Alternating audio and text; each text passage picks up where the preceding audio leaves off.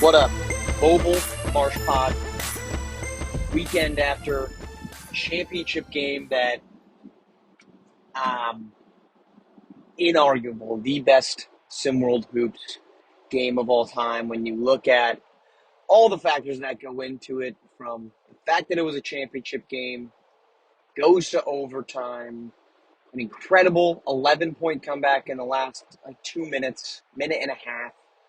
I mean, Beast of the East was a possession away from this thing being over. And they got a bucket down 11 that kept them alive and ultimately, obviously, leads to their victory.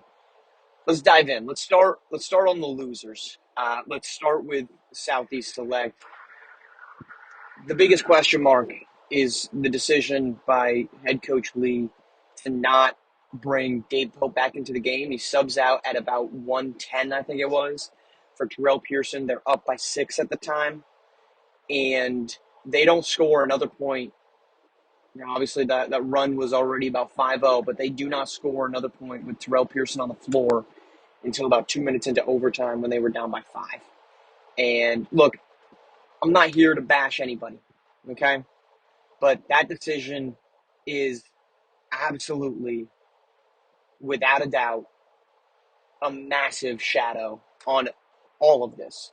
Gabe Pope was playing phenomenal, and we don't have to look far to remind you that Gabe Pope had a clutch steal and score followed by another bucket late in that game against Showtime. And this would be one thing if Terrell Pearson was on his 27-point game the way he was in the semifinal. But the fact of the matter is, Terrell Pearson was not. Pearson was struggling mightily in this game. I think he ended 2 for 8. We're going to get to his decision at the end of overtime there. But there's no running from the fact that this was the worst decision that Coach Lee made at the worst possible time. There's not another decision that's different. Gabe Pope was locking up Fareed Redmond. He was locking up Kasim Porter Jr. Whenever he was on either of those two guys, he was playing phenomenal defense. And I get it. Terrell Pearson had a good third quarter, 2 steals and a block on Fareed Redmond. That might have been a foul call, but he avoided it. But here's the thing. Gabe Pope wasn't on the floor when Kasim Porter Jr. hit a wide-open corner 3 to tie this thing. We're not going to get into semantics, hyperbole, hypotheticals, whatever you want to call it. We don't know. If Gabe Pope's on the floor, we might get the same exact result. But the fact of the matter is, Pope was playing phenomenal. Terrell Pearson was really struggling, and he shouldn't have been on the bench. Question mark number 2. Terrell Pearson taking the last shot of this game, a pull-up jumper from 2 at the buzzer, the second indefensible decision that Southeast Select made in this game. And you can point back to the fact that Coach Lee should not have had Terrell Pearson on the floor. Because, look, Terrell Pearson can score a lot. He had 27, we talked 27, 29, whatever it was, in the semifinal against Asia Pacific. You know how many threes he made in that game? 0. Want to know why? Because he's a sub 30% shooter from deep. And with the game on the line, the season on the line, and you're down by 3, Pearson's not taking and making a three-pointer. It's not happening. It was the most boneheaded play that they could have made at that time. So they made 2, whether it was a coach or a player, made 2 absolutely horrific decisions to close regulation and to close overtime. And that's why Southeast Select loses. Again, 2 straight trips to a championship game, 2 straight times they lose. This isn't a negative on Coach Bradley. He still is a top 3 coach in the league, maybe top 5 at the very worst. But the fact of the matter is, these are inexcusable losses, this one especially, in a game in which you led by 11 with under 2 minutes to play, and you couldn't close it out. Let's go to the good side. Let's start with Beast of the East. Well, not start, but we're going to Beast of the East.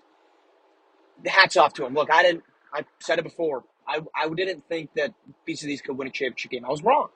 And I was wrong because Levin Cutler and Fareed Redmond elevated their games to levels that they hadn't even reached prior to it. And look, somebody's going to come back. Levin Cutler's been doing this all season. Fareed Redmond's been doing this all season. No, they haven't. They haven't done it at the level of which they were on a consistent basis. That's the difference. And what they did was equivalent to the Joe Flacco Super Bowl run with the Baltimore Ravens. Joe Flacco was never an NFL elite quarterback. But for 4 games, he became one. Now, I'm not forecasting Cutler or Redmond to not be good moving forward. Cutler, I think, has a massive ceiling. Redmond was up and down, but he played really well. They reached incredible levels during this tournament, coupled with their elite defense arriving at the most opportune time. And rather than not arriving, but surviving for them at the most opportune time. That's why they won this. That's the first piece of it. And that's not a bad thing.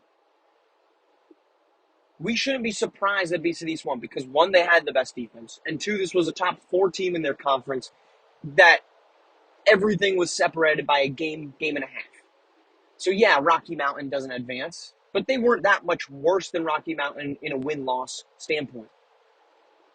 But this is also a phenomenal job of coaching by Coach Assad Drayton. Drayton wasn't top 5 in Coach of the Year. That's a mistake. And whether I said this before, whether that was because of the number of games that he was on the team, it doesn't matter. Coach Drayton did a masterful job of putting players in the right situation. Now, look, did he defend Trey Turner appropriately? No. No, he didn't. They dropped off of Trey Turner a lot, and it didn't burn them. But they did a phenomenal job of making Terrell Pearson come back to earth. He deserves credit for that.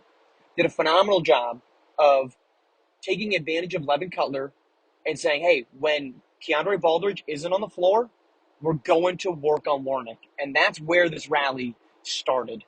Levin Cutler scored 6 straight points, got this thing rolling in the third quarter that kept them in it.